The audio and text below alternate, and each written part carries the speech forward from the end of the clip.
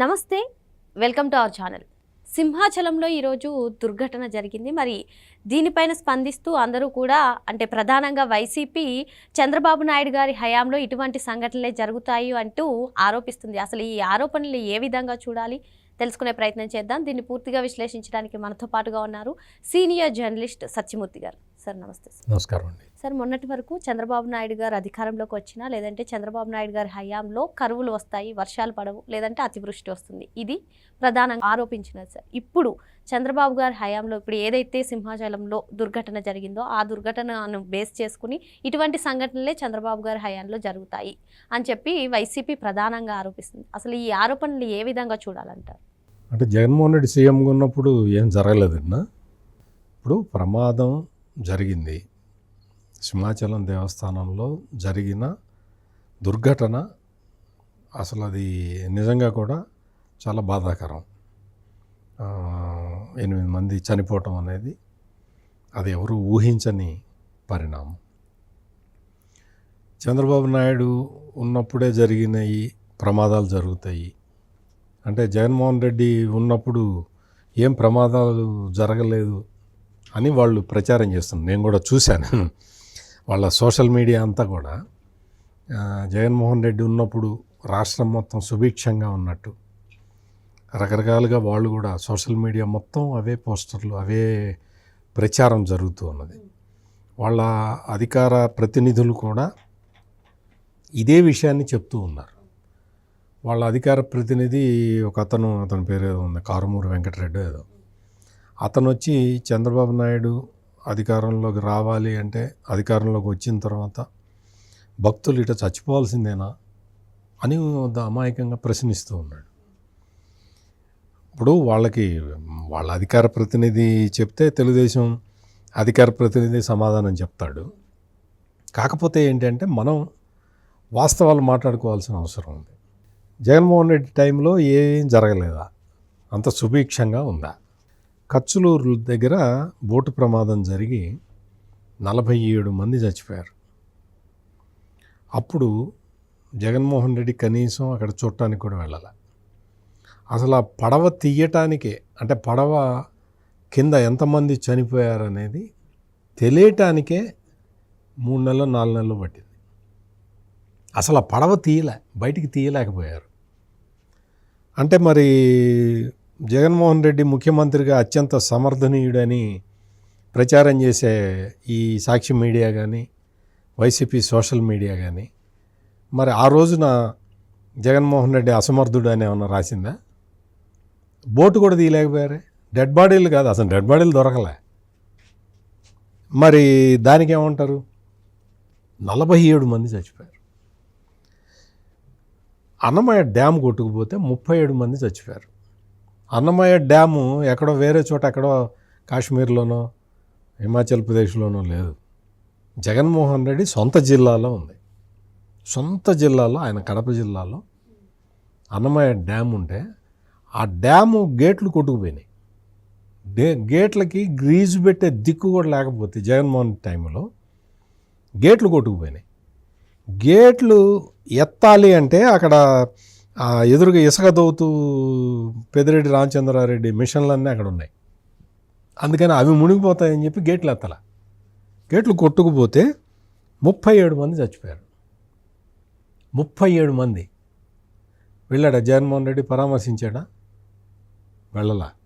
15 రోజుల తర్వాత ఒక సెట్టింగ్ వేసుకొని అక్కడికి వెళ్ళి అన్నీ చేస్తా అన్నాడు. ఈ రోజు వరకు వాళ్ళకి ఎవరికి ఏమీ చేయలే.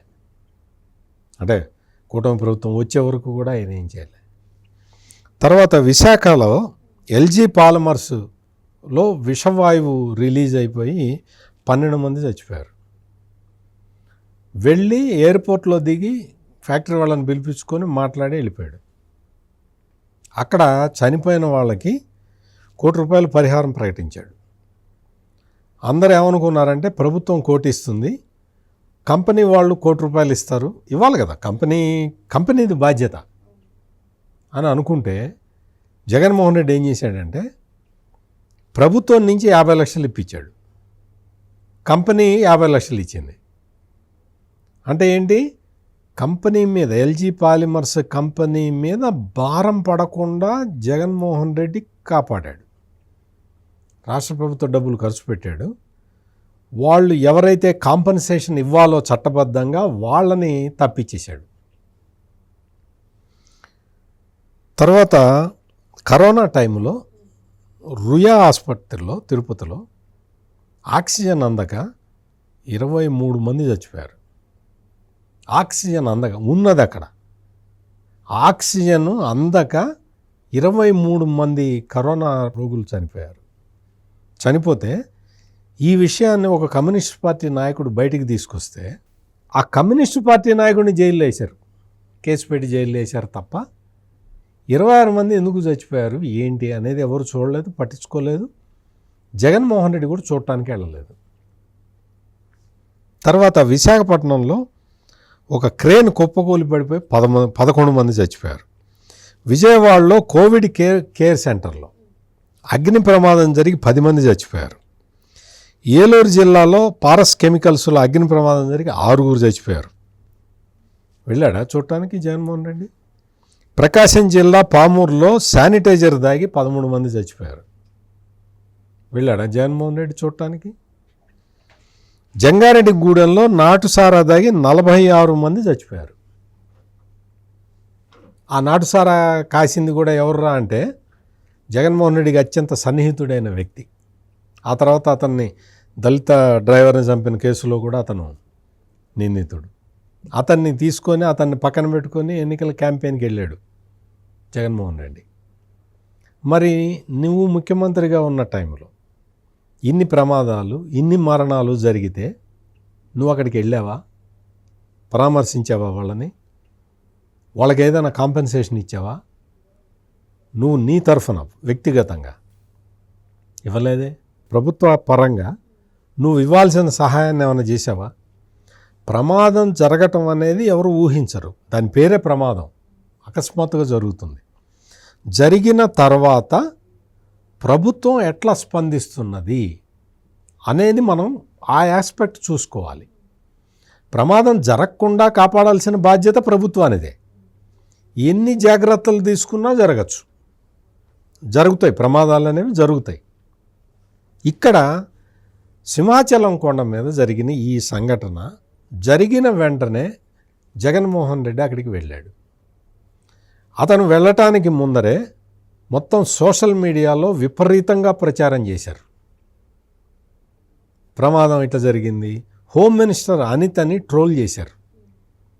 హోమ్ మినిస్టర్ అనితని అక్కడ ఒక రిపోర్టరు ఏమడిగాడు అంటే, గోడ కూలటం ప్రభుత్వ వైఫల్యం కాదా అని అడిగాడు. గోడ కూలటం అనేది ఏంటి, గోడ పరిస్థితి ఏంటి, మీరు చూసుకోలేదా అని ఇట్లా అడుగుతారా? గోడ కూలటం ప్రభుత్వ వైఫల్యం కాదా అని అడిగితే దానికి హోమ్ మినిస్టర్ ఏం సమాధానం చెప్పింది?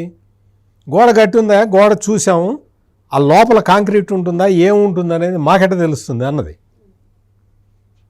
ఆ ఒక్క డైలాగ్ని కట్ చేసి వైసీపీ సోషల్ మీడియా మొత్తం ఈరోజు ట్రోల్ చేస్తూ ఉన్నారు. నీకు రాజకీయాలు చేయకపోతే నువ్వు ఇటువంటి ట్రోలింగులు చేస్తావా? నీకు రాజకీయ అవసరాల కోసం నువ్వు ఏ సంఘటనన్నా వాడుకుంటావా? నువ్వు లక్ష్మీపార్వతి వచ్చి అసలు చంద్రబాబు నాయుడికి దైవభక్తి లేదు అంటుంది. ఆమెకుందా? జగన్మోహన్ రెడ్డికి ఉందా? 4 గోళ్ల మధ్య బైబిల్ చదువుతాను, బయటకు వచ్చిన తర్వాత నేను హిందువులాగా నటిస్తానని చెప్పిన వ్యక్తికి దేవుడి మీద భక్తి ఉంటుందా? ఏ దేవుడి మీద అయినా సరే. ఇదే జగన్మోహన్ రెడ్డి ముఖ్యమంత్రిగా ఉన్న సమయంలో చందనోత్సవం జరిగితే ఈ జగన్మోహన్ రెడ్డికి రాజగురువు ఉండేవాడు అప్పుడు ఒక ఆయన, శారదాపీఠంకి అధిపతి స్వరూపానంద. ఆ స్వరూపానంద వచ్చి బయటకు వచ్చి, ఏమయ్యా, ఏం అరేంజ్మెంట్లు అయ్యా ఇవి, చిచిచి చండాలంగా ఉంది, నేను నా జీవితంలో ఎప్పుడు ఇటువంటి దరిద్రపు అరేంజ్మెంట్లు చందనోత్సవానికి చూడలేదు అని చెప్పి ఆయన ప్రభుత్వాన్ని విమర్శిస్తే జగన్మోహన్ రెడ్డి ఏం చేశాడు తెలుసా? జగన్మోహన్ రెడ్డి ముఖ్యమంత్రిగా ఉంటే ముఖ్యమంత్రి కార్యాలయం నుంచి ఒక అధికారి ఫోన్ చేసి, మర్యాదగా నువ్వు అన్నదానికి క్షమాపణ చెప్పు, లేకపోతే నీ అంతు చూస్తాం. రాజగురువు, అతను రాజగురువు. జగన్మోహన్ రెడ్డి ముఖ్యమంత్రి కావడానికి కారణమైన వ్యక్తి. ఎట్లా కారణం అంటే జగన్మోహన్ రెడ్డి మతం మార్పిడి జరిగినట్టు, క్రైస్తవం నుంచి తిరిగి హిందుత్వంలోకి వచ్చినట్టు ఫోటోలు అవన్నీ తీసి ప్రచారం చేసిన వ్యక్తి అతను. అటువంటి వ్యక్తి వచ్చి ప్రభుత్వం ఏర్పాట్లు బాగలేదని చెప్పాడు. ఇక్కడ రెండు విషయాలు. ఒకటి ఏంటంటే జగన్మోహన్ రెడ్డి టైంలో ఏర్పాట్లు బాగలేదు అని వాళ్ళ రాజగురువే చెప్పాడు. వాళ్ళ రాజగురువు చెప్పింది యాక్సెప్ట్ చేయకుండా రాజగురువునే బెదిరించాడు ఈ జగన్మోహన్ రెడ్డి. ఆ నెక్స్ట్ డే ఆయన వచ్చి లేదు లేదు నేను అట్లా అనలేదు, నేను ఏర్పాట్లన్నీ అద్భుతంగా చేసినాయి, ఈ ప్రభుత్వం చాలా బాగా చేసింది అని భయపడి వణుకుతూ చెప్పాడు. అంటే ఎంత దౌర్జన్యకర రీతిలో జగన్మోహన్ రెడ్డి పరిపాలించాడో చెప్పటానికి ఈ ఉదాహరణ చాలు. ఇక్కడ ఇన్సిడెంట్ జరిగింది, 8 మంది చనిపోయారు. అంతకన్నా విషాదకరమైన పరిస్థితి ఇంకోటి ఉండదు. అందరూ కూడా ప్రపంచం మొత్తం, దేశం మొత్తం అందరూ కూడా దిగ్భ్రాంతికి గురయ్యారు. వాళ్ళందరూ అయ్యో ఇట్లా జరిగిందా, ఇట్లా జరగకుండా ఉంటే బాగుండు, భక్తుల మీద గోడగూలి పడటం ఏంటి, ఇటువంటి ప్రమాదం జరగటం ఏంటి అని చెప్పి అందరూ ఆవేదన పడుతూ ఉంటే నీ వైసీపీ సోషల్ మీడియాలో నువ్వు నీ ట్రోలింగ్స్, నీ ప్రచారం, చంద్రబాబు నాయుడు ముఖ్యమంత్రిగా ఉన్నప్పుడే ఇటువంటివి జరుగుతాయి అనే ప్రచారం, చంద్రబాబు నాయుడు కృష్ణా పుష్కరాల్లో తొక్కిసలాట జరిగింది, తిరుమల తిరుపతి దేవస్థానంలో వైకుంఠ ఏకాదశి నాడు జరిగింది, ఇంకెంతమందిని చంపుతావు చంద్రబాబు అని ప్రచారం చేస్తున్నారు. ఆయన 4 సార్లు ముఖ్యమంత్రి అయితే నువ్వు 3 సంఘటనలు చెప్పడానికి నీకు ఇంకేమీ లేవు కదా. నువ్వు కరెక్ట్గా 5 ఏళ్ళు ముఖ్యమంత్రిగా ఉంటే నేను ఇప్పుడు ఎన్ని చెప్పాను, నేను 12 సంఘటనలు చెప్పాను. అంటే ఇన్ని సంఘటనలు ఎట్లా జరిగినాయి? జగన్మోహన్ రెడ్డి టైంలో ఎల్జీ పాలిమర్స్ గ్యాస్ లీక్ అయింది, అప్పుడు ఏమన్నారు, కాంపెన్సేషన్ ఇవ్వండి అని అడిగారు. అప్పుడు అపోజిషన్ తెలుగుదేశం అట్లా అడిగింది. అంతేగాని జగన్మోహన్ రెడ్డి వాల్ విప్పాడు, ఆ వాల్ తిప్పాడు, దాంతో విషవాయువు వచ్చిందని చెప్పలేదు కదా. కచ్చలూరు బోటు ప్రమాదం జరిగింది, అయ్యా బోటు మునిగిపోయిందా, తీయండి అయ్యా, తొందరగా తీయండి అని అడిగారు అందరూ. మొత్తం ప్రపంచంలో ఉన్న వాళ్ళందరూ అదే అడిగారు. నీకు బోటు తీయటం చేత కాలేదు. అన్నమయ్య డ్యాము గేట్లు కొట్టుకుపోతే దాని మీద విచారణ జరిపించండి అని అడిగారు. అంతేగాని నువ్వే గేట్లు సుత్తిపెట్టి కొట్టి వదిలేసావని చెప్పారా? అనలేదు కదా. ప్రమాదాన్ని ప్రమాదంగా చూడాలి. ఇప్పుడు ఈ రోజున సింహాచలంలో జరిగింది ఒక ప్రమాదము. ఈ ప్రమాదం జరగకుండా ఉండాల్సింది జరిగింది. జరిగిన తర్వాత నువ్వు రాజకీయాలు మొదలు పెడితే నువ్వు రాజకీయాలు నమ్మటానికి ఎవరు సిద్ధంగా ఉన్నారు? అందుకనే ఎవరు నమ్మట్లేదనే ఇతను ప్రచారం ఎక్కువ చేశాడు. అసలు ఇంకోటి ఏంటంటే వైకుంఠ ఏకాదశి రోజు తిరుపతిలో తొక్కిసలాట జరిగింది కదా, కొండ కింద తిరుపతిలో.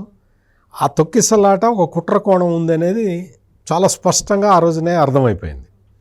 హర్నాథ్ రెడ్డి అనే అతను గోశాల ఇన్ఛార్జి ఒక 2000 మంది వస్తేనే తొక్కిసలాట జరిగేలాగా చేసి ఒక 6 చచ్చిపోయేలాగా చేశాడు. ఆ రోజునే చెప్పారు, అందరూ చెప్పారు కుట్రకోణం ఉంది అని. ఆ తర్వాత అతన్ని సస్పెండ్ చేస్తే అతను మనసులో కక్ష పెట్టుకొని ఏం చెప్పాడు, ఆవులు చచ్చిపోయినాయని భూమన కరుణాకర్ రెడ్డితోటి చెప్పించాడు. భూమన కరుణాకర్ రెడ్డితోటి గోశాలలో ఆవులన్నీ చచ్చిపోయినాయని చెప్పించాడు. అంటే ఎంత కుట్రపూరిత మనస్తత్వం చూడు. ఈరోజు కూడా సింహాచలంలో సంఘటన జరగకముందరే ఈ వైసీపీ సోషల్ మీడియా మొత్తం ఇంత పెద్ద ఎత్తున రియాక్ట్ కావటం, సాక్షి మీడియాలో పొద్దున్నే కూర్చొని దీని మీదే చర్చించటం, జగన్మోహన్ రెడ్డి సొంత బాబాయ్ మర్డర్ జరిగితే కూడా తొందరగా వెళ్ళలేని వ్యక్తి ఈ ప్లేస్కి చాలా తొందరగా రావటం, ఇవన్నీ చూస్తే మరి ఇక్కడ కూడా ఏమైనా కుట్రకోణం ఉందా అనేది ప్రభుత్వం పరిశీలించాల్సిన అవసరం ఉంది. ఇప్పటి వరకు ప్రభుత్వంలో ఉన్న వాళ్ళు ఎవరూ కూడా ఈ మాట బయటికి అనలేదు, చెప్పలేదు. కానీ ఈ జరుగుతున్న పరిణామాలు, ఉదయం నుంచి జరుగుతున్న పరిణామాలు చూస్తే ఈ అనుమానం రాక మానదు. వైసీపీ సోషల్ మీడియాలో చేస్తున్న ప్రచారం, లక్ష్మీభారత్ వచ్చి ప్రెస్ కాన్ఫరెన్సులు పెట్టటాలు, అన్నీ సాక్షి టీవీలో డిబేట్లు పెట్టటాలు, ఇవన్నీ చూస్తే జగన్మోహన్ రెడ్డి వెళ్ళటం, సొంత బాబాయ్ చచ్చిపోతే వెళ్ళటానికి ఆయనకి చాలా టైం పట్టింది, ఈ రాజకీయం చేయడానికి మాత్రం వచ్చాడు. అంటే ఇవన్నీ కూడా ఏంటంటే మనం బాధతో డిస్కస్ చేసుకోవాల్సిన అవసరం ఉంది. ఇంత రాజకీయం, ఇంత ఒక సంఘటన జరిగితే ప్రభుత్వం స్పందించి వాళ్ళకి 25 లక్షల రూపాయల ఆ కుటుంబాలకి పరిహారం ఇచ్చింది. ఆ కుటుంబంలో ఒకళ్ళకి నేను ఉద్యోగం ఇప్పిస్తాను అని కూడా ప్రభుత్వ పెద్దలు ముందరకు వచ్చిన సందర్భంలో సంఘటన జరిగిన తర్వాత ప్రభుత్వం ఎట్లా స్పందించింది అనేది చూడాలి తప్ప, నువ్వు కాంపెన్సేషన్ అడుగు, 25 లక్షలు సరిపోదు, ₹1 కోటి కావాలని అడుగు. అంతేగాని కుట్ర ఏంటి? ఇట్లా కుట్రవన్నీ నువ్వు చంద్రబాబు నాయుడు ఎప్పుడు అధికారంలో ఉన్న భక్తులు చచ్చిపోవాల్సిందేనా అని అడుగుతాడు అతను. మరి జగన్మోహన్ రెడ్డి అధికారంలో ఉన్న 5 సంవత్సరాల్లో ఎంతమంది చచ్చిపోయారు ప్రమాదాలతో? ఆ రెండింటిని నేనేమి ఈక్వేట్ చేయటంలే, విషయం చెప్తున్నాను నేను. అందుకని దయచేసి అందరూ కూడా అర్థం చేసుకోవాలి. అందుకనే ఎక్కడా కూడా జగన్మోహన్ రెడ్డి వెళ్ళినా కానీ ఎక్కడ స్పందన లేదు. వాళ్ళ ఛానల్లో లైవ్ వేసుకొని చాలామంది వచ్చారని చెప్పుకుంటున్నారు తప్ప అక్కడేమి స్పందన కూడా ఏమీ లేదు. జగన్మోహన్ రెడ్డి ఇటువంటి రాజకీయాలు మానుకుంటే అతనికి ఏమన్నా క్రెడిబిలిటీ మళ్ళీ రావడానికి అవకాశం ఉంటుంది. మరి మొత్తానికి ప్రమాదాన్ని ప్రమాదంలాగే చూడాలి, కానీ ఇటువంటి విమర్శలు చేయడం సరికాదని చెప్పి సార్ చెప్తున్నారు. Thank you sir. నమస్కారం.